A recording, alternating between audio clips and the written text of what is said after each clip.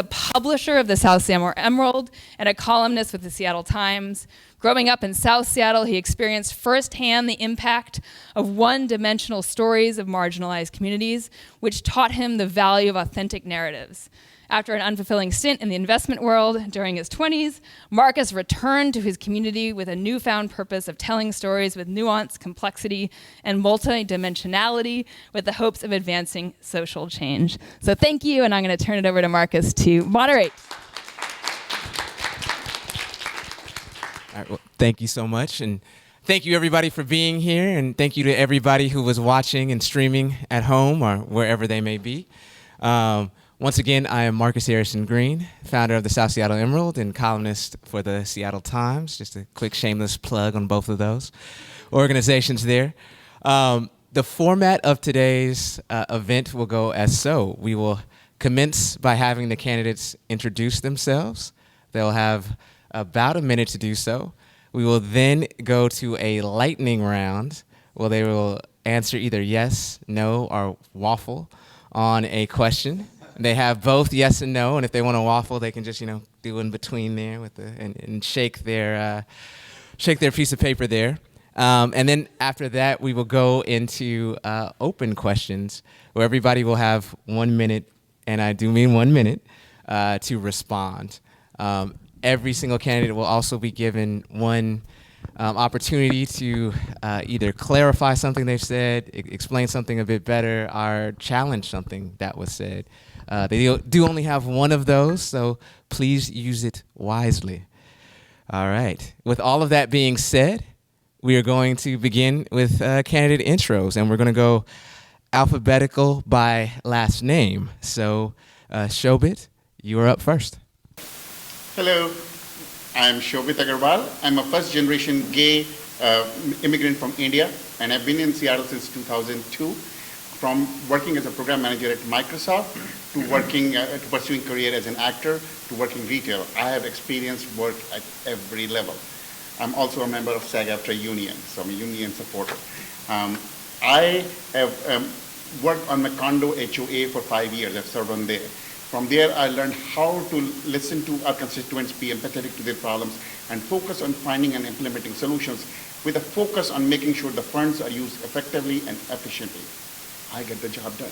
And my main 3 platforms are green infrastructure, a lot of public transit, affordable housing that will help us solve the homelessness crisis, and then responding to constituent issues like graffiti, like bad roads, bad pavement, etc. Thank you. Thank you. We're going to switch this off. That's nice. Yep. I use my actor's voice, I project. All right, and next up is Rob.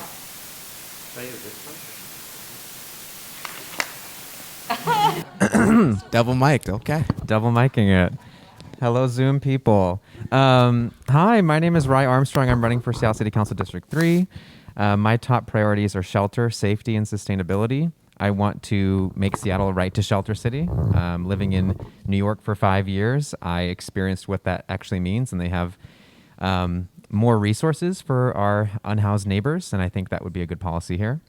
Beyond that, I want to reform our police structure and also give access through a 311, 611, and 911. And then beyond that, I think we should make Seattle carbon-free by 2030. I think this carbon neutral nonsense from the mayor's office for 2050 is just not enough.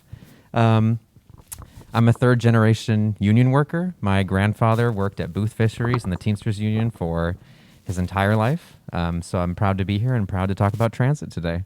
Thanks for having me. All right, thank you.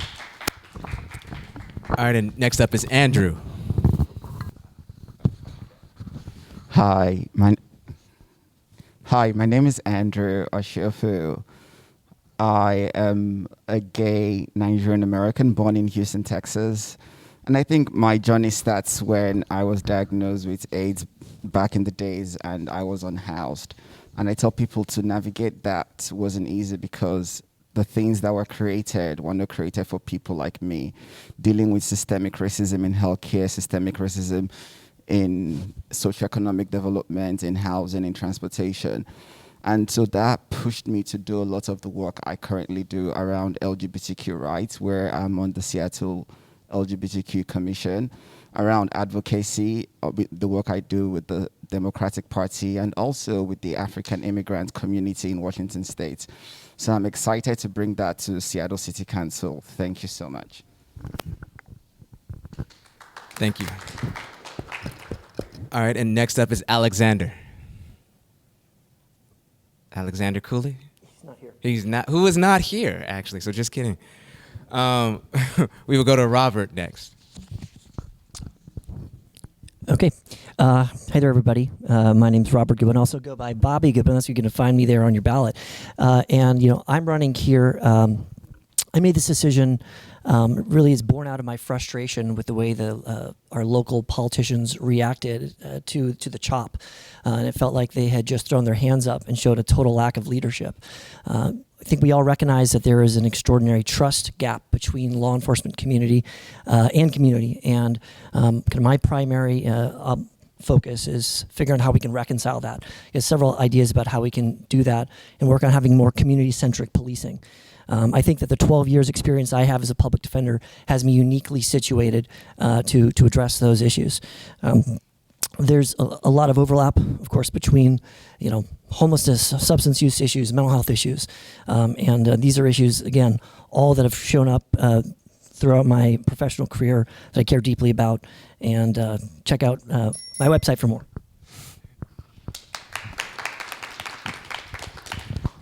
Thank you. And now we're going to Robert. Or excuse me, not Robert. We're going to Joy. We just had Robert. Thank you. Should I find them? Can I borrow that? Sorry. Thank you, Bob. I know. Sorry, I didn't mean to steal your mic. Hi. Good afternoon. My name is Joy Hollingsworth. I'm running for Seattle City Council, District 3. Super happy to be here and for you all hosting this. I'm a third-generation Seattleite, born and raised in the historic Central District. I also spent some time in District 2, where my parents live in Rainier Beach area as well. I come from a working class family. My dad, Seattle Parks, mom, housing, King County Housing Authority, and my grandmother on the school board.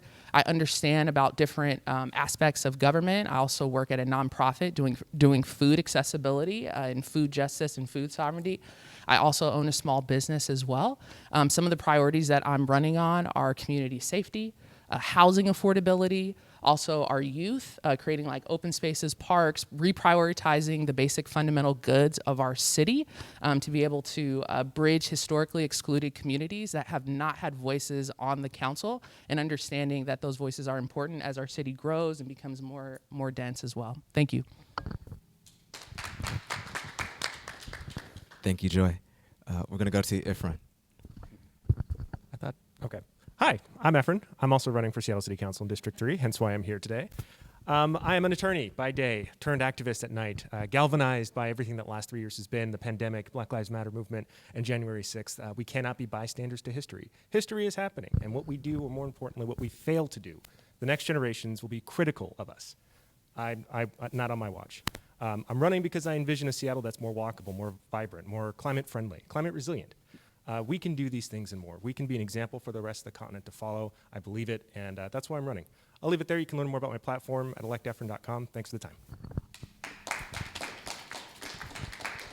Thank you. And last but not least, Alex. Hey, everybody. I'm Alex Hudson. It's fun to be on the other side of this room. I have been a mobility, housing, economic, and social justice advocate in Seattle and across Washington for over a decade. And you all know me formerly in my role as the executive director of Transportation Choices Coalition, where we fought and won billions of dollars worth of investment in multimodal transportation, made transit free for every young person in Washington, defended against transit cuts all across the state of Washington, and helped to make important justice reforms like fair enforcement and fighting against jaywalking laws. Before that, I ran the First Hill Neighborhood Organization, where I did all of those same exact things, including delivering housing, helping to build better bike lanes, making safer crosswalks in my neighborhood where I still live as a renter and where I'm raising my family car free. I am ready to be pointed directly at transformative progressive change, which is what I have been doing, and make Seattle a place where everyone has a place to live, where no one sleeps outside, where we're safe everywhere we go. Thank you all. And now we are going to move to the lightning round portion of today. So does everybody have their cards, their yes and no? All right. I'm going to begin with like a simple one that is, I would say, quite obvious, just to make sure everybody's cards works. But if you squint it extremely hard, like I'm talking about a super squint, do you think your moderator looks either like a slightly older Michael B. Jordan or a much younger Denzel Washington? All right. I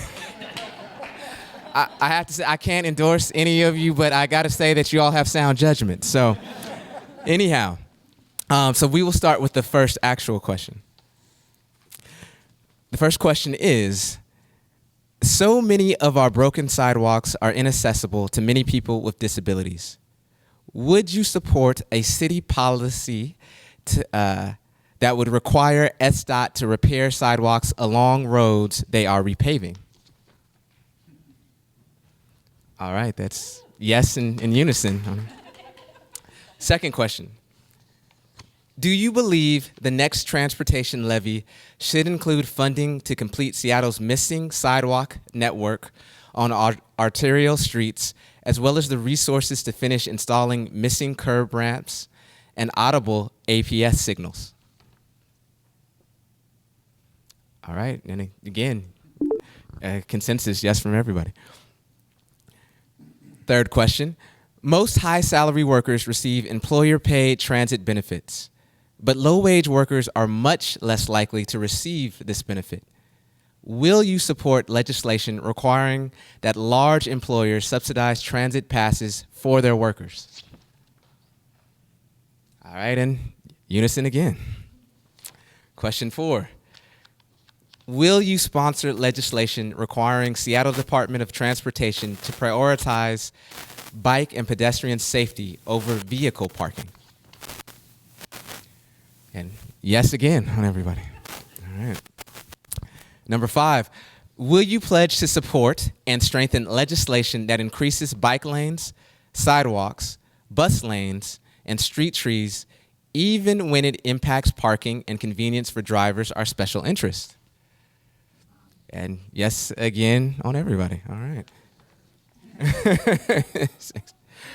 6, debris in bike lanes is a safety issue. Will you sponsor legislation requiring SDOT to prioritize cleaning bike lanes instead of clearing traffic lanes? And once again, yes on everybody. 7, will you support a streetcar project and commit to connecting the streetcar lines? All right. Well, everybody except Joy, it says yes. Joy, you're. No. Oh no, excuse me. Joy and Shove. I didn't see. I thought you were saying yes to me. Okay. So, we got a couple of waffles. We got Robert, Joy, and Shovit. Would any of you like to explain that at all, or? So, there are 2 lines. The one going to the International District and one on the east side. Now, they are both connected in downtown, and there's a lot of buses already plying. It's a question of efficient use of dollars. I would rather spend those dollars making sure that we have better bike lanes, we have better accessibility for disabled people. If those dollars were used there, instead of we had to compromise on that and then fund this car, because there are already buses connecting those 2 places on a very regular basis in downtown Seattle. Apart from being a good novelty, because First Avenue and Fourth Avenue have buses every 2 or 3 minutes, I don't think they do a lot more value. I would use that money to do a lot more stuff and increase public transit everywhere. Just to give an example, one issue, we have been cutting public services, bus services there, and my husband's best friend, Karen Brettmeyer, is on U.S. Access Board, and she was telling me that cutting that access, because most disabled users use the public transport. If they have to use the access transit, that becomes almost impossible. That's so bad for them. All right, thank you. Joy or Robert, either of you? did I yield my time to? But no, I'm messing with you. I think one of the priorities that I would love to focus on is accessibility in the South End, District 2, with sidewalks. That's one thing that is failing significantly, and if we're looking through an equity lens, it's sidewalk, accessibility in District 2. There's a lot of empty bus lanes in District 2, and that's because we do not have operating functional service that's going on with King County Metro, and that's a frustration for a lot of people as well. And simple cleaning of the bus stops where people can have access to it. So just thinking about an equity lens on this as well. It's not saying I wouldn't support it, but obviously just an equity lens looking on that. Got it. All right. Robert? Yeah, I mean, ultimately, we don't have the money to do all the fantastic, wonderful things that we like to do.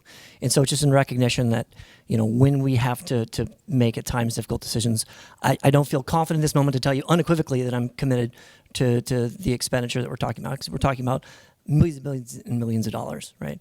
And as we heard from Joy, there's so many important needs out there right now that aren't being met. So again, I just that's the reason I'm waffling on. Again, I value transit, and I want to make sure that people are having that we're getting people out of cars as best we can. But lots of stuff for us to be lots of stuff, not all the money. So, All right. Thank you.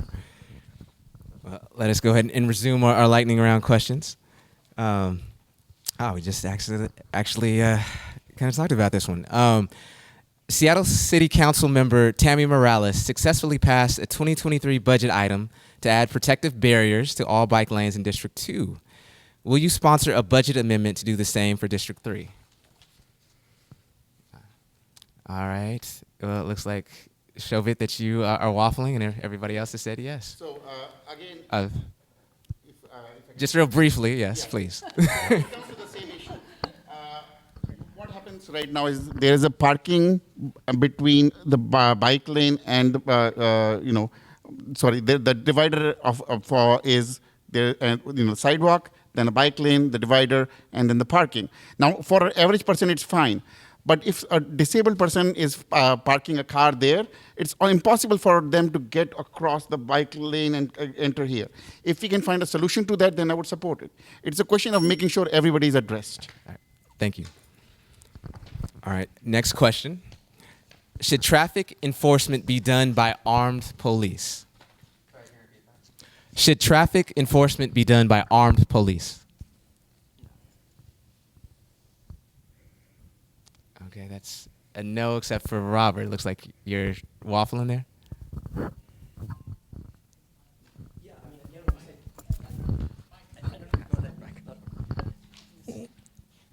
Again, and the words that we're using here, I think, are important. So when we say traffic enforcement, are you considering reckless driving, right? Like this is a sort of traffic enforcement, right? Critically important in terms of safety, and a camera is not going to stop that sort of behavior. So it's for that reason that I'm not comfortable just saying no, right? So if we just mean, there's a lot of like minor trivial things that we don't need armed officers engage with, but for the actual safety of folks out there, pedestrians or folks on bikes, we need officers. Thank you. I thought you said parking. You said traffic. No, I said parking excuse me. Yes, I did say traffic enforcement. Okay, Yeah. I'm sorry. I would have been a middle. All right. Sorry. Do you want to take a time to explain that? Oh yeah. When I'm thinking about traffic, I went on a ride along, and there was a lot of. When I hear traffic, I'm thinking about people that might be driving under the influence, or are we talking about someone stopping someone based on, expired tabs, right? So I'm in the middle on that, and would have to do more research regarding how many traffic stops we do, how many DUIs, and those things. All right. And final lightning round question. Do you support removing the I-5, do you support removing the I-5 off-ramp on Olive Way?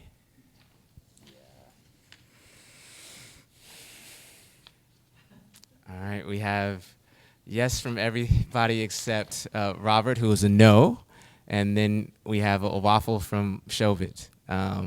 We'll give briefly 15 seconds for Robert and Shobit to explain. This came up during our walk, and I'm certainly open if there's some more data points on it. So I'll leave with that. But I've used it. I think there do seem to still be a lot of folks that use it. I mean, so that's a big big thing to remove, and I wouldn't make a decision like that lightly, not without knowing more. It comes down to if public transport is sufficient in terms of the frequency, etc., to replace driving. I used to take that ramp every day to work for 5 years, actually more than that, 7 years. So replacing that, putting it away is a big issue. All right. Well, thank you all for participating in the lightning round. All right, and now we will move to the lion's share of our event today, and that is open-ended questions. Just a reminder that every single candidate will have 1 minute and 1 minute only to respond to these questions, and you all still have your one challenge that you can use to add nuance to a point that you're trying to make, or respond if you happen to get called out by another candidate. So here we are. On this one, we'll go in reverse order. So Alex will have the first opportunity to answer the first question. And that first question is, Seattle is currently very far from meeting its climate goals, and over 60% of the city's emissions comes from transportation. Current plans will lead to only incremental and insufficient progress. What will you do to change this? Yeah, absolutely. Transportation is the largest GHG emitting sector in Seattle and in Washington. And we know that in places like D3 that have dense urban walkable communities, we are some of the lowest GHG emitting places in the entire state. What we need to have fast, frequent, reliable, accessible, and affordable public transit. The only way we meet our adopted climate goals is by reducing vehicle miles traveled by 50%. So transit needs to be irresistibly good. It needs to be safe. It needs to be all those things. We need to have interconnected, and part of that means that we need to have bus priority lanes. We need to have interconnected, protected bike lanes. We need to have safe sidewalks that are well lit and have curb ramps and that are protected by trees. We need to make it so that your clear and obvious choice is one that's sustainable. We need to invest in e-bikes. I've proposed a 3-year free transit pass for non-car owners. We need to do a transformative level investment in what our communities look like and how we get around inside of them. Thank you. Yeah, Efren. So I think of this in 3 ways: short, medium, and long term. Short term can be a policy shift, like congestion charging to enter the city and to leave the city for private automobiles. Medium term is smaller changes to infrastructure, like the addition of bike lanes. They can be built rather quickly, so actually it could be more on the shorter, medium term side. But adopting a Vancouver style approach, where you feasibility study and then you do temporary alterations to the infrastructure for protected bike lanes, do that as an aggressive manner, leveraging the 2024 renewal of the Move Seattle levy. And then long term, doing things like building Seattle Subway's vision map, having light rail everywhere, fast, reliable transit, as Alex was saying, making it irresistible to do anything but take transit or active transportation. Yeah. Thank you. All right, Joy. Oh, I'm next. Perfect. Couple things. And we have a minute to answer this, right? Thank you.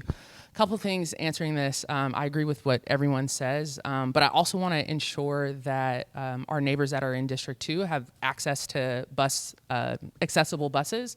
Also, thinking about our sound transit, we've made significant investments in sound transit. It will be 5 times the larger size than what it is today by the right here, like a rapper. I got you. Is this good? Can you hear me?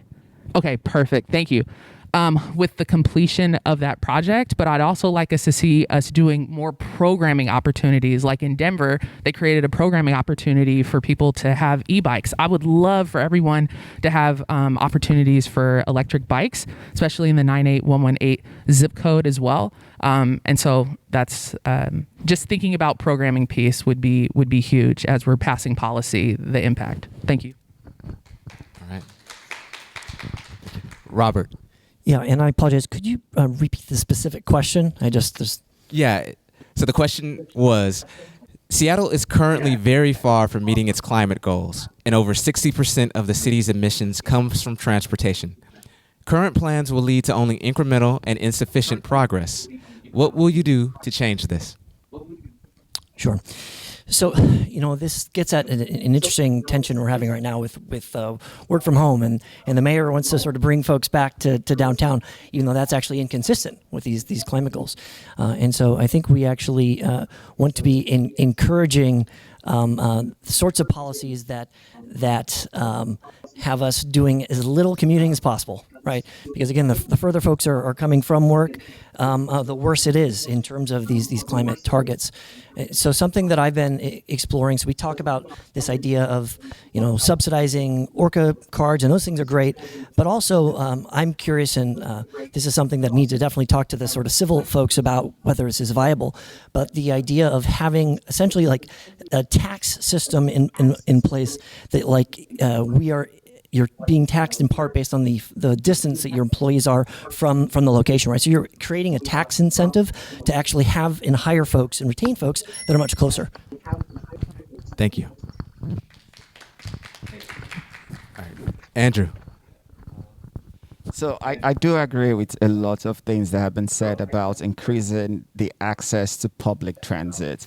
But we could also go further by ensuring that, one, our streets are green, like in Europe, where the street cars, the pedestrians are all green. It's also ensuring that we push people to our streets by the beautification of the streets, by creating things as simple as benches and well-sheltered transit stops, not just a seat or a bus stop. But also on my platform is the front-ended or a rebate e-bike program. I have bad knees, so I cannot ride a bike. And I was trying to buy an e-bike. It's expensive, but in Denver, they did a pilot program, which is now a state program in Colorado, to give people incentives to buy bikes. And those are the ways we could achieve those goals. Thanks.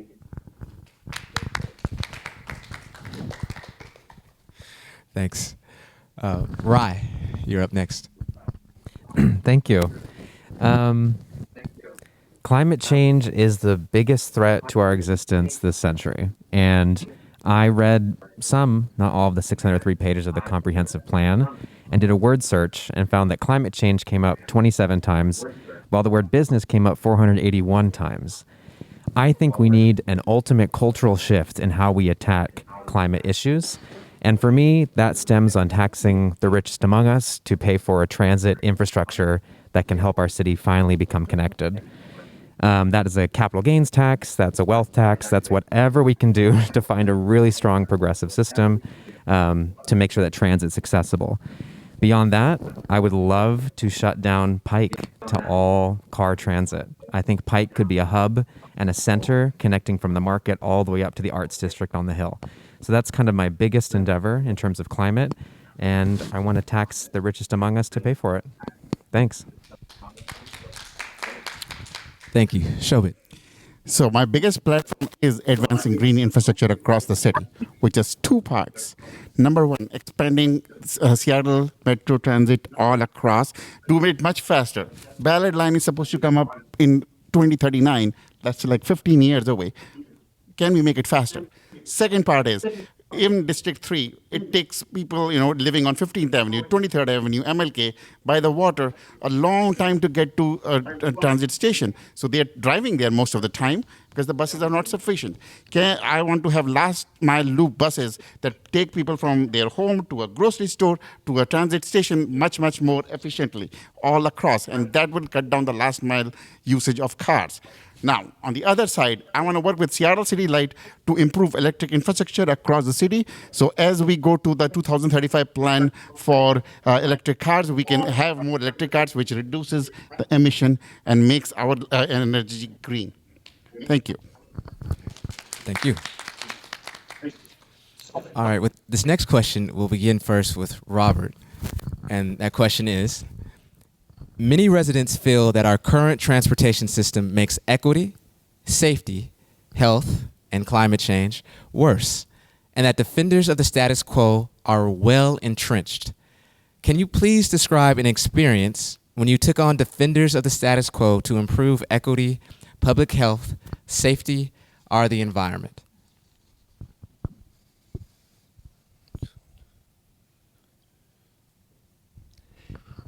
So, It's an interesting question. You know, in the course of my work, obviously, I mean, I'm taking on the status quo all the time, being represented by the government, by prosecutors, by you know, confronting judges, and obviously when we're talking about equity, you know, what we're doing and how we're treating the poorest among us, disproportionately, unfortunately, representing people of color, that fight is inherently connected, and so in that fight, in so doing, what I've always aspired to do is to just tell the stories of my clients in the way as authentically as possible, and try to engender true empathy and understanding of those who come from such different and privileged backgrounds, of what it's meant for my clients and the adversity that they've dealt with. Thank you. Rye, you're next. Yeah. I have been a lifetime member of the Sierra Club and an activist at the Extinction Rebellion. And when I was living in New York in the before times, before the pandemic, we did an action against Chase Bank at their headquarters, to the point where we were all like solidarity together, fighting for them to finally try to decarbonize as the dirtiest bank on the planet. It didn't work, but we were still there. So I think it's about the maintenance and the endurance of keeping up the fight, and to make sure that people are held accountable at whatever cost necessary. Thank you. Joy. Can you repeat the question? I certainly one can. more time, please, just so I can hear it. Thank you. Many residents feel that our current transportation system makes equity, safety, health, and climate change worse, and that defenders of the status quo are well entrenched. Can you please describe an experience when you took on defenders of the status quo to improve equity, public health, safety, or the environment? Yes. Our family owns a cannabis farm, Black-owned cannabis farm in the state of Washington. There's only 2 cannabis farms in the state of Washington that are Black-owned. In 2017, cannabis tax dollars surpassed liquor tax. $500 million every year comes in tax revenue. We're taxed at the most in the entire country, 37%. Half of those tax dollars go to health equity for our Apple Healthcare. The other half go to different spots. We advocated to take $200 million to be reinvested into communities disproportionately impacted by the war on drugs. I see it. I live it every single day. I'm a Black, lesbian, female whose family came from civil rights. I understand how it has impacted people with the war on drugs. And so $200 million invested every year. We've used our platform to be able to talk to that. And second thing, we also have a low carbon footprint at our farm. So we've invested heavily in understanding greenhouses and using the most efficient way to grow cannabis, which is by the sun. So those are the different ways. Thank you. I think an audience member wanted to know if you were handing out free samples. Is that okay? Anyway, Shobit, go ahead. So this is my first time running for public office. But as a citizen, I have participated in different things. First of all, gay marriage. We remember in 2004 when George W. Bush was running for re-election, there were a lot of ballot measures that were anti-gay marriage, which banned gay marriage across multiple states. We fought that. One of our, I was part of Tricone Northwest, and one of the founding members of the couple, they were in the case that was going into the Washington Supreme Court. Unfortunately, we lost that case in 2006, and gay marriage did not become legal here until 2012 when we as citizens voted to make it legal. That's when I could marry my husband in 2013. And then coming back, I'm a member of SAG-AFTRA union. We just voted to legalize the strike if we do not have an agreement at the end of the month. So I'm not being an elected member, but I have participated as a citizen, and we support all human rights issues. Thank you. Alex. I have been fighting explicitly and directly for these things for a very long time, and so I have a lot of examples, but I want to talk about enforcement of mobility. Transportation Choices Coalition, when I was the executive director, partnered with many of the organizations in this room to take on the criminalization of fare enforcement collection.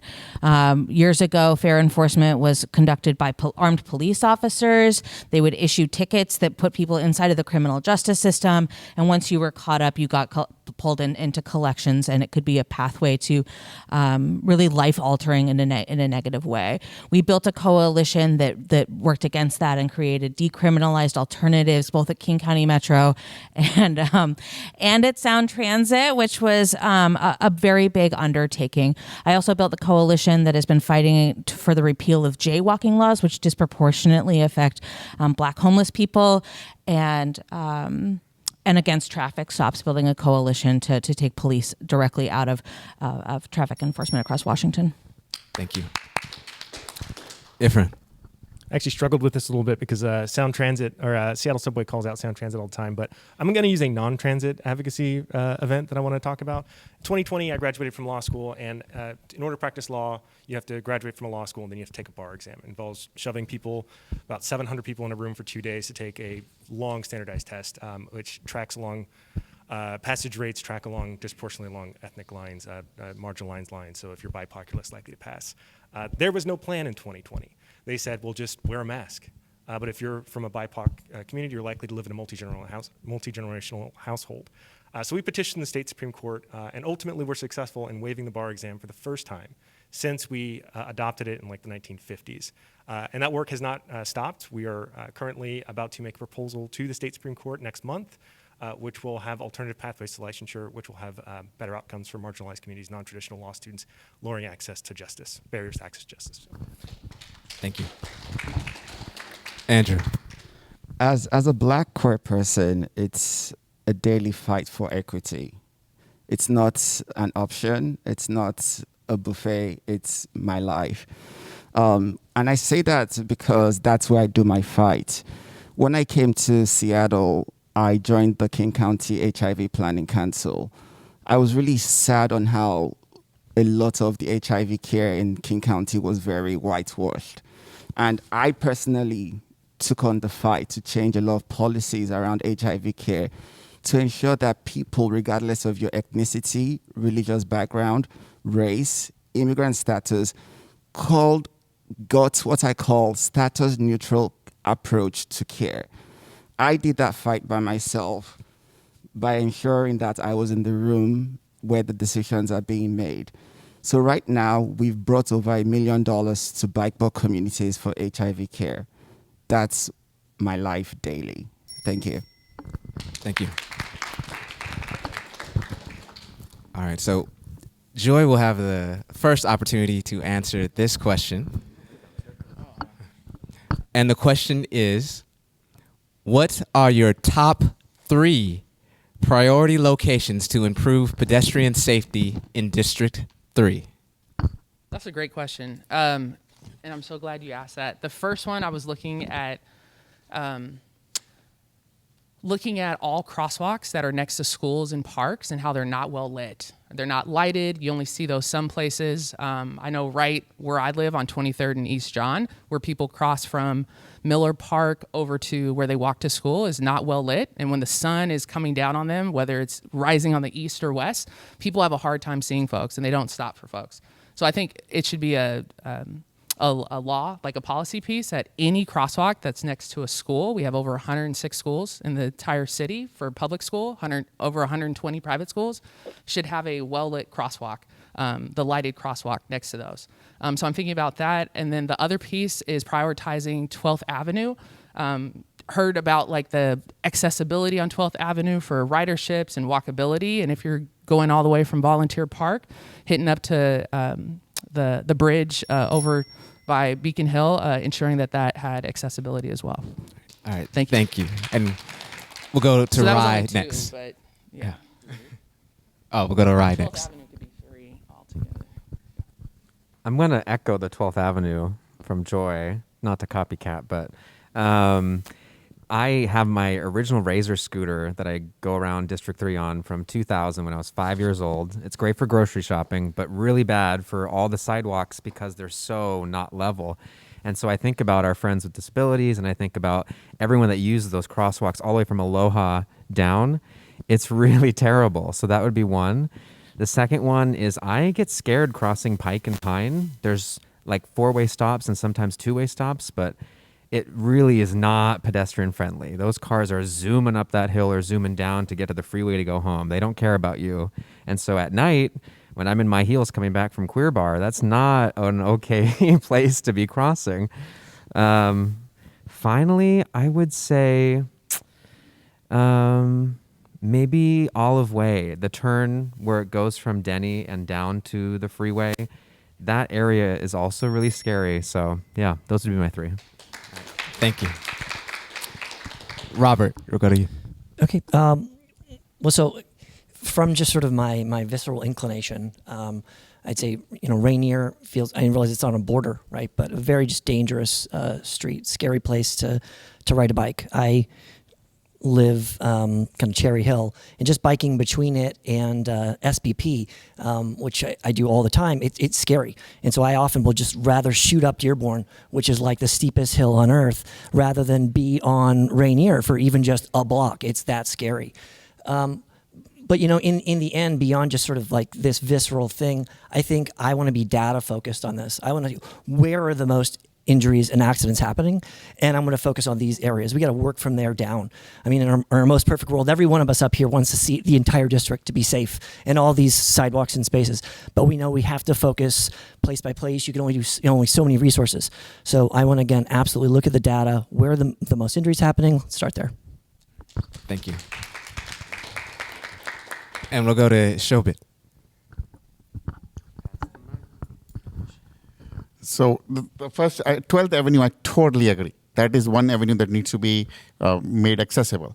Second is specific cross points or intersections. 23rd and Jackson, 23rd and MLK, Pine and Broadway, Pike and Broadway, and then Broadway and Olive. All of them I want to be, like we have in Pike Place Market, to be all walk direction. Right now what happens is because cars are turning right, they are not stopping for the pedestrians. So if we had all pedestrian walk for a minute, and then we had, stop on red, no right turn on red, and then we allowed cars to both right, left, and forward when the lights are green, that would prevent so many accidents, especially at night when people are getting out of bars. And I think that multiple intersection in 12th Avenue should do it for me. Thank you. Alex, go ahead. Oh man, so many. 23rd and Lake Washington Boulevard is bad. That's really close to a light rail station. We need to, and like all kinds of interchanges of highways there.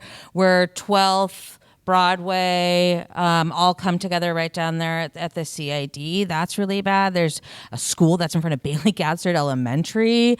Like all of the 12th Avenue that we talked about, Madison and Boren, that's right there in the hospital district, and a ton of transit goes through there. That's pretty gnarly.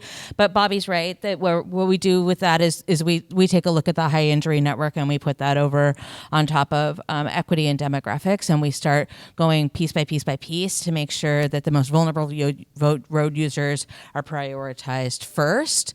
And we can do this with both tactile immediate improvements as well as long-term street engineering. I have experience doing this, building crosswalks in my neighborhood, signalized, to make it better for people who are walking, because I get around walking and biking everywhere I go.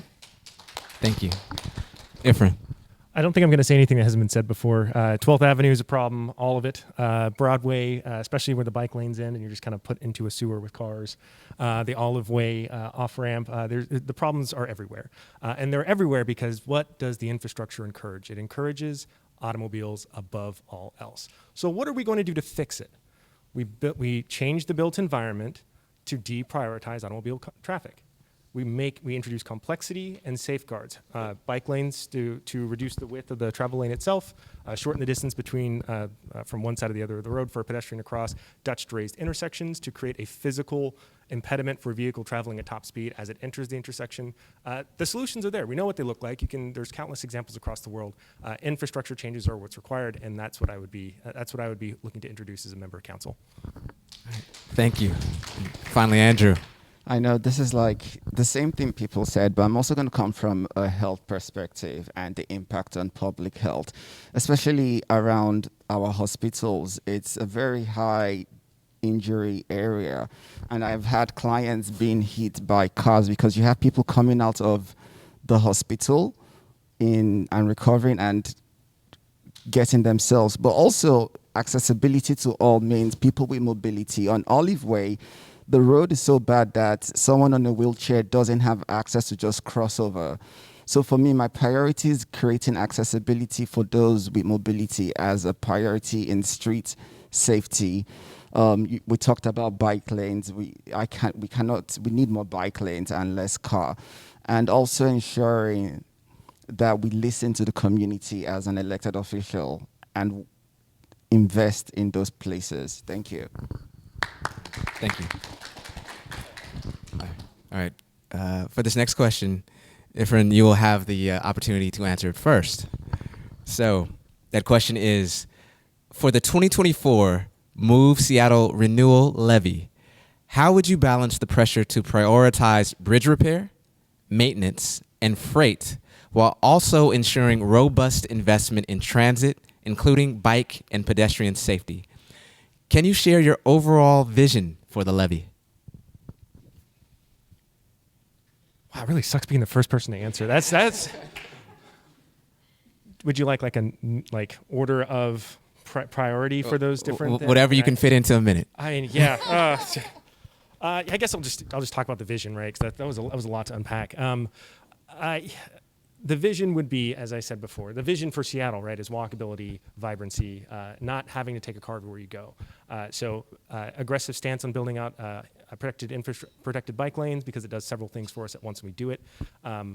Completing the central city connector for the streetcar network, planning beyond the current streetcar lines that we have. Pedestrianization, I think Rai mentioned pedestrianization of Pike Place Market. Also, things like the super block in Capitol Hill. Would really like to see that happen, at least on a temporary basis, but if not a permanent basis. You really got me with that one. Freight, I think, is probably at the bottom of the priority list for me, though. I think I'll just say that and leave it there. Well, if you do need to clarify after a few rounds of people, you can always come back. That's what that's for. Okay, all right. Yes. Yes. Yes. All right. Which way? We'll go to Thank you. We will go to Andrew next. I mean, as a black person, I would not support prioritizing vehicle because of the impact on the health in the Central District and South Seattle, where we have a high rate of respiratory sicknesses there. I think, as Efren said, is investing in safety in 15-minute walkable cities, putting money into e-bike programs, putting money into mobility access programs, putting money to ensure that children are safe going to school and coming out of school and going to the parks.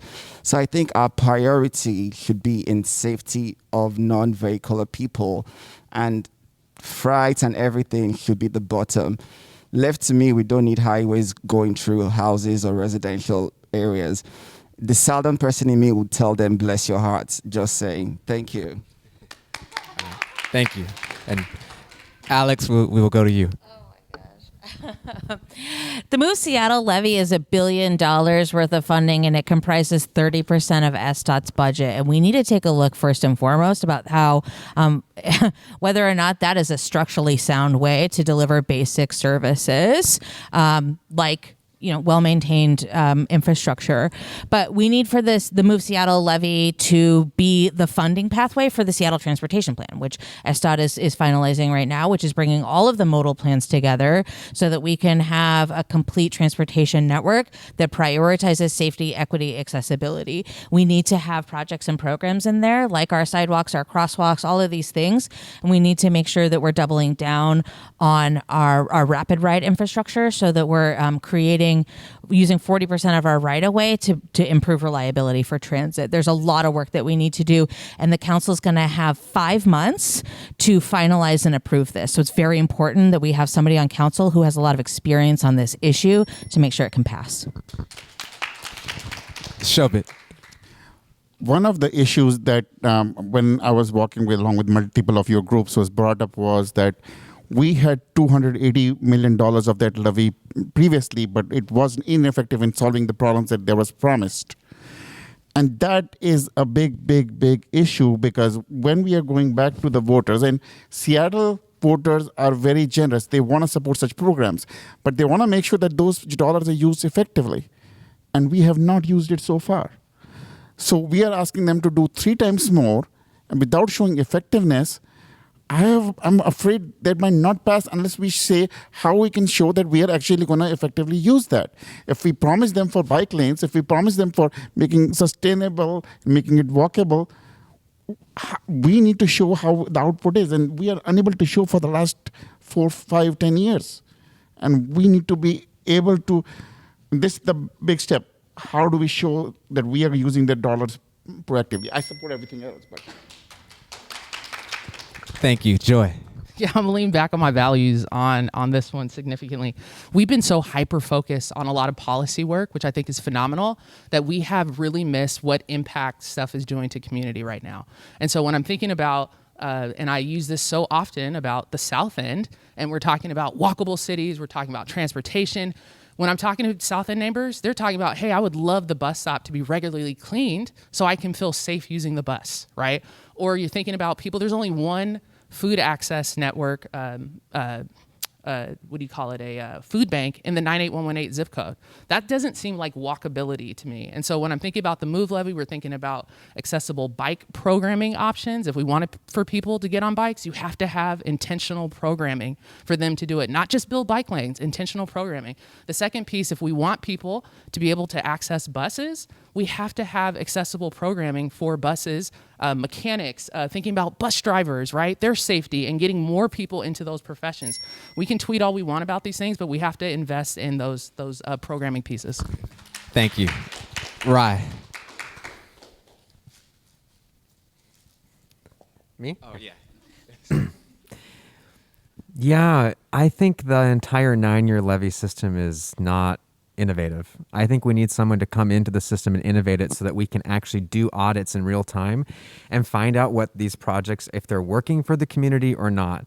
A great example of this is that the budget specific to bike racks to be installed ran out a year ago, and they cannot install any more bike racks in the city until the levy passes that next in the 2024 levy. So I just think we need to have a more robust, out-of-the-box kind of thinking when it comes to how we can separate modes of transit and prioritize those who are the most vulnerable in our community and the spaces that can actually connect these urban villages, right? There's all these separate little hubs of the city. They need to be interconnected by a transit system that is supported by the levy for 9 years. That's going to be, what, 2033 is the next time we're having that conversation? That doesn't work for me, so I want to remake the system a little bit there. Thank you. Robert, go ahead. You know, there's no question that this pattern that Seattle has of utilizing these levies to sort of essentially it's like threatening the taxpayer. This is this quintessential thing. Like, surely you're going to vote for this, right? Like, same thing with education. We do it in these moments to kind of scare people into you either do yes or you must like not care about your future and your children's future. It's not super healthy. I definitely aspire on the council to look for, continue to seek more progressive revenue sources so we can work on resolving that issue. when it comes to our priorities, I mean, I think a lot of us have shared values and similar ideas about what we'd like to see happen. Look, I think what's critically important, let's look back at what's happened in the last 10 years and see what's gone particularly wrong. To me, we look at what happened with, I think about the time I've been here, the 16 years, the West Seattle Bridge, think about what happened with the South Park Bridge. And it's like, we have to be thinking ahead of time. We can't just ignore maintenance on critical, infrastructure and then leave entire communities abandoned. We've got to do better. Thank you. All right. Before we move on to the next question, Ifran, did you want to say anything? Or? Okay. All right. Yeah, I'll just say one other thing. When I talk about the Move Seattle Levy and kind of my vision for it, I also mentioned expansion of the trolley bus network. Why? I'm not a big believer of the whole battery-powered bus stuff. It's a huge trend. Trolley buses are a proven zero-emissions vehicle for mass transportation systems to incorporate, but also House Bill 1110 has this neat little provision that if you build near, if your residential space is in proximity of a trolley bus network, it goes from 4 plexes to 6 plexes. So using that expansion to trigger upzones beyond the 4-plex default. Thank you. All right, we're going to give Rye the opportunity to answer this next question first. And that question is, more than half of Seattle's public school children do not get bused to school. What are your proposals to make it easier and safer for kids to walk and bike to school? Yeah, I had coffee with Vivian, who's our school board person in District 3, and our conversation kind of wrapped around the fact that enrollments are down, thus dollars are down, and cost of living adjustments for teachers specifically in the city of Seattle are not enough right now. I think we need a school bus network that is, one, renewable in purpose and does not leave literally any kid behind. I think that it needs to be reliable, trusted, and free for kids to get to school. Oftentimes, our unsafe sidewalks are the places that kids are using, or they have to use public transit. So I think we need a robust system to make sure that everyone can get access to schools in such an urban environment. And I think having them be able to ride transit for free is a great step in the right direction there. Thank you. All right, we'll actually go to Joy next. I'm gonna lean back on the programming piece. There's a program in the South End, Blue Coats, and they walk kids to school so they can feel safe. And that's done through the Boys and Girls Club. They do a phenomenal job with Marty and all those programming. They also have a group of dads that walk kids to school. I think you're pairing it that. You're also pairing it with accessible bike programs where a lot of kids can't afford a bike. They don't know how to ride a bike. So there's a lot of great programming that does that. So thinking about investing in those programs as well. And then also ensuring that our buses are electric. We know that's a big federal program that's coming down. And so ensuring, emissions are cut with that piece as well. But it's also like a safety piece, which is extremely important. And then leaning back on the lighted sidewalks as well in different areas, making that a priority for policy change, that all lighted sidewalks for schools and parks. Thank you. Thank you. Yeah, Shobit. So a lot of schools right now have cameras where the speed for driving becomes 20 miles an hour. We take pictures and car speeding are ticketed. I would like to expand that to all schools, number one. That reduces a lot of risks to lives of kids. Second, I want to encourage students to bike to school or walk to school, whether with their parents or if they are teenagers on their own. One problem, especially with Garfield School, is on 23rd Avenue, which is, the lifeline of that neighborhood. Unfortunately, that school times become the same time as rush hour times. If there was a time differential, then we could say during 6 to 7 or 6 to 7:30, no cars on this lane, it's only bike lane, or is it only walk lane, and then kids can go safely from home to their school and back. I would love to encourage them to take bikes. It's healthy for them. Thank you. Thank you. Alex. Yeah, I have a student in Seattle Public School System who takes public transit to school every single day. And there is no way that I would send her to school on a bicycle right now because it's simply just not safe. And so we need to do a couple of things. Like, I fought hard to pass the Transportation Benefit District, which invested in free, transit for young people, and then got that statewide. We need to have walking school buses, biking school buses. These are things we can put in the Move Seattle levy. We need to talk about Safe Routes to School. That's a statewide program, and how we can be matching those dollars to create real pathways. We need to have the ability to do speed controls around schools. We need to look at pedestrianizing the areas around schools. This would be a high place to be able to do that. We need to have bike parking. There was that great article in the Bike Blog not too long ago about the disproportionate access to bike parking at public schools. That's really important. Bike sharing programs, electric bike rebates to increase the accessibility. There's a lot of things we can do to make it safer for my kid and everybody else's. Thank you. I'm going to sound like a broken record. I think it comes back to infrastructure, right?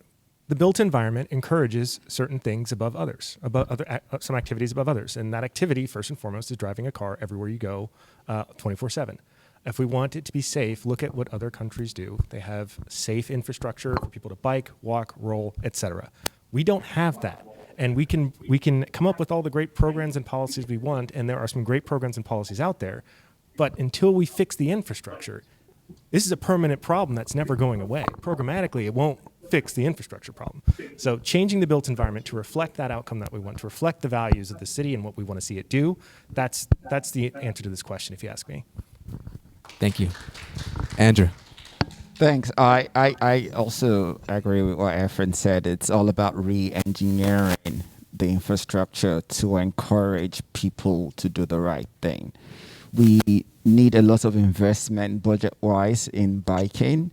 We need a lot of investment in even educating students and families on the need to walk and bike, but also investing in the personnel aspect, investing in school safety, traffic officers, not just part-time, but people that we train them.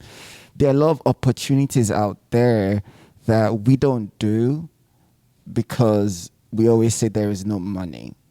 But I always tell people COVID-19 showed us that the government has money.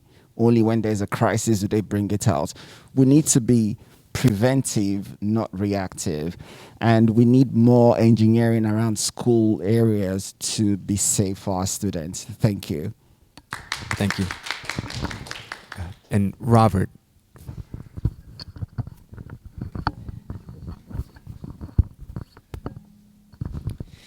Yeah, thank you.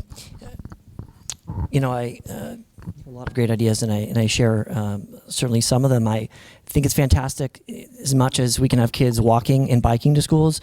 Those obviously becoming routes that we need to prioritize, ensuring they're especially safe, because of course we know kids are impulsive. Their brains aren't as well developed. They make bad and dangerous decisions. We need to make sure they're in places where drivers themselves are, because of whether it's speed bumps and all the various sorts of things, are really being restrained in order to make them safer. I think right now it's unfortunately unnerving. I'm not a parent, but I can't imagine feeling very comfortable putting my kid on public transit right now, given the current public safety situation, what we've been seeing happening on public transit, and in issues that we all know the city struggled with in terms of open drug use. The last 2 times I was on the light rail, I was next to someone who was literally passed out unconscious from drug use. So we got to do better. All right. Thank you. All right, and Shobit, you want to use your card? One of the things, I come from Delhi, which is the most polluted city for most of the time in the world for most of the days. One of the things they tried when the pollution is really, really, really awful is they would have only odd numbered cars ply on roads for certain days, then only even number of cars ply on the day for certain days. I would like to start a monthly at least, no car Monday or a no car Friday, where we have no cars on the road, and then you can bike, walk, or take public transport. No cars on the road. Thank you. All right. Well, Andrew will have the first opportunity to answer this next question. All right. Police officers write an average of just 11 tickets each day during traffic stops across Seattle. Automated enforcement cameras issue 50 times as many traffic tickets, and Seattle plans to double its number of speed cameras this year. How can that expansion be done equitably? An income sliding scale form of fine payment is one. One of the things about, sorry, the reason why I'm sitting here is I'm recovering from a cold. One of the things about fines and traffic fines is they always concentrate where minorities live, where black people live, where immigrants live. And they always forget the NIMBYs area where there is a high traffic incident because they are protected and privileged. They don't get those traffic things. So equity means everyone is given the same opportunity.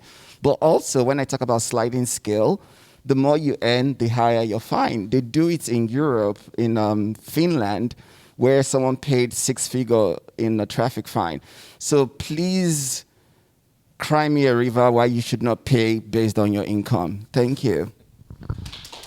Thank you. Efren. That song's going to be stuck in my head now. Cry Me a River. Yeah, I think what we're seeing, I think someone, I can't remember who ran this article, but we're seeing a disproportionate concentration of these automated ticket systems in communities of color, in marginalized communities. And so like the first part of this answer is stop doing that. Putting them in at equal rates in places like Broadmoor and Magnolia Park, where all the Maseratis and all the really fast cars that people like to, open up when they're in that last mile heading home. Yeah, I'm sorry, you get a ticket if you're in your residential street or if you're on the highway, same as everywhere. And honestly, I can tell you as a former prosecutor, I don't want my law enforcement focusing on traffic stops. There are other things happening in this city that we need a badge and a gun to respond to. We need automated traffic enforcement. We need automated tickets for what is essentially, I don't want to say a low threat problem, but yeah. Anyway, automated enforcement's the way to go. Do it equitably. Do it everywhere. That's my answer. Thank you. Alex. Yeah, I want to give a huge shout out to Who Streets Our Streets, who's been doing a ton of work around how we get equitable camera-based enforcement. I think that we place them equally by prioritizing across each district where the most dangerous places are, and then we invest equitably by using the revenue that's generated from those tickets to create safety based on where the least amount of investment has historically happened, and we know that that's in communities of color. We need to make it so that police are not reviewing those tickets, so that we take this out of the police department. We need to make sure that the first time you get it is a warning, not a fine. We need to have those fines be graduated, and we need to make sure that money doesn't just go like randomly into the SDOT budget, that it goes directly back into the real kind of change that we need, which is engineering. The point of this project should be to put itself out of business by transforming our streets into safer places. Thank you. Shobit. This is all about public safety. And one of my main programs on public safety is having local community officers. They do not carry firearms. They are known by everybody in a 5 to 10 block radius, and people reach out to them when there are non-life-threatening issues. If you see a car speeding, take a picture, send it to this officer, and then this officer can do something to, give them a warning or something. But we live in communities, right? We have to look out for each other. It has to be, it takes a village to grow a child. That's where we are missing out. If everybody participates, if everybody looks out for each other, if we have these community officers, and that brings the money back into the community from the police people, Instead of spending on firearms, we spend money on those community officers. We hire locally. We encourage our students to join. And as a retired person, you can work as a community officer. That's what we need. Community enforcement. Thank you. Joy. I live on a street corner that had a red light camera, but we still had the most amount of accidents that happen all the time. People knew there was a camera, and they were still running constantly and getting into accidents. I also think about all the speeding tickets, not all the speeding tickets, excuse me, don't quote me and don't look me up, but the red light camera tickets that I've received, they've all been in the South End. They've been in Burien, they've been in South Seattle, they've been in the South Park area. They've been in these places that I know that we have to look at the data to see how it disproportionately impacts, obviously, communities of color, Black communities. And so what I'd love to see is, like warnings. I'd love to see a sliding scale, making investment in those communities. But I also know that it's a huge generating revenue for the city. thousands of dollars are getting reinvested back into the community. And I don't see the city just saying, hey, we're going to delete these just because I know there's programming that is dependent on a lot of that revenue. But I'd like to see it spread equitably to ensure that they're in more wealthier neighborhoods than they are impacting other communities. Thank you. Thank you. Rye. Yeah, I have so many thoughts on this. I think first, it's important to know that AI and automated systems are built inherently racist. It's just that's how it is. And so I would love to see the Office of Human Rights be able to audit those codes and those systems to make sure that they aren't, to make sure that they're anti-racist in general. Beyond that, I feel like this automation and is a one-way street. I think the same access should be given for us to our own government. And I think that we should be able to call 311 or another phone line that is for non-emergent issues to report these sort of things. I also think we should expand just past speeding and red lights. If someone is antagonizing a pedestrian crossing the road or hits a bicycle, that should also be as easily as reported as any vehicular on vehicular incidences. So those are a couple of my quick thoughts, but it's a new generation we're heading into, so time to buckle up. Thank you. Robert. Yeah, one of the things that we're not mentioning here, it's not just that this system is one that's disproportionately affecting the poor, it's also disproportionately affecting the honest, right? Most of these systems are such that you can just sign a declaration that says I wasn't driving, right? We also know it's a problem because it doesn't really matter if you take a photo and you send a ticket to a person if it's not their car, right? I'm not the registered owner. I mean, it's a reason that ultimately, if what we care about is public safety and we care about stopping reckless driving and dangerous driving, a camera's not going to cut it. You sometimes need the presence of actual officers and folks that serve as a true deterrent to get people to drive differently, because it's the reason Joy shared this. And I've seen the video, I've seen the clip of you, Joy, there with all those accidents, in front of your place. And it's insane. And people get seriously hurt. And you know what? People drive differently when there's an officer than a camera. That's it. Thank you. All right, we're going to move into our final question of the afternoon. We'll actually start with you, Robert, so that Mike doesn't need to go anywhere. That question is, how will you encourage more people to ride transit and retain riders frustrated with unreliable service? I think that my first and primary focus is going to be making transit safer and cleaner. And I think we can do better and hold ourselves to higher standards. And I think doing that can go an extraordinarily long ways towards having people feel that confidence and security to go and get it. Obviously, ensuring that we're making the right investments in maintenance so that we're not having these issues in terms of buses breaking down and all the like is critically important too. Some of this is county stuff. I mean, I work in Pierce County, and I was a bus commuter until the pandemic. I've been sort of been naughty since then, but I used to take the 590, 594 every day. And I gotta say, I almost always got to work quite on time, safe ride, comfortable ride, and so it can be done well, it can be done responsibly. We just got to make sure we're making the right investments. Thank you. Rye, go ahead. Even last night, I was at the Capitol Hill Light Rail Station, and the train didn't come for 47 minutes. I mean, what are we doing? Like, we need to be able to have when the next bus is coming and be able to rely on these systems. Our transit systems are not going to be used if they're not reliable. So it's a huge concern to me as someone who doesn't own a car. I don't drive. I just take public transit and walk on my own two legs. Yeah, I think we have to create systems that are better. The fact that we have one line, like I was just in Salt Lake City last month for a queer candidate training. They have a more robust light rail system than we do. It's crazy. So I think if I could go back in time and slap some city council members from 1960, I would, but we can't. So we can only look forward, and I think we have to find really strong, robust tax revenues that can support those kind of systems that are reliable.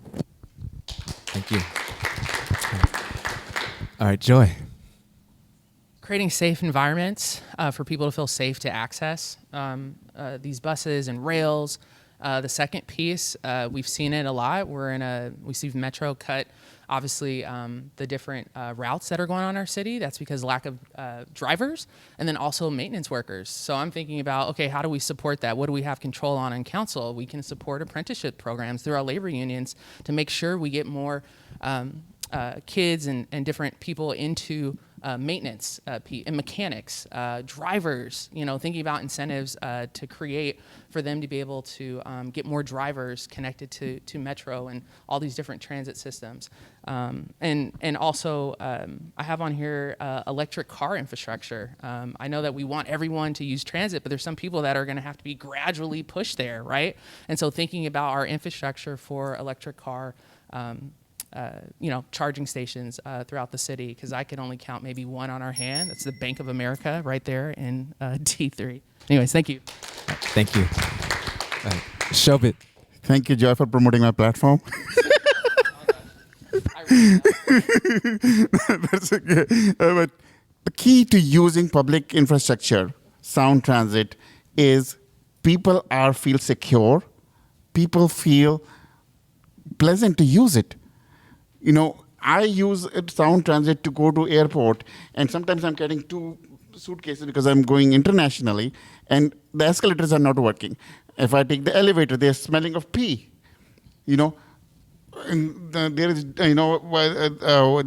the car, sometimes there's somebody, unknown person who's smelling, and people are doing drugs. Unless we can make it safer for people to use it, that's when the kids will start using it, when they go to school with those public transit. So the safety, the cleanliness, making the basic infrastructure work, and then the timeliness, and people will start using it. It is chicken and egg situation.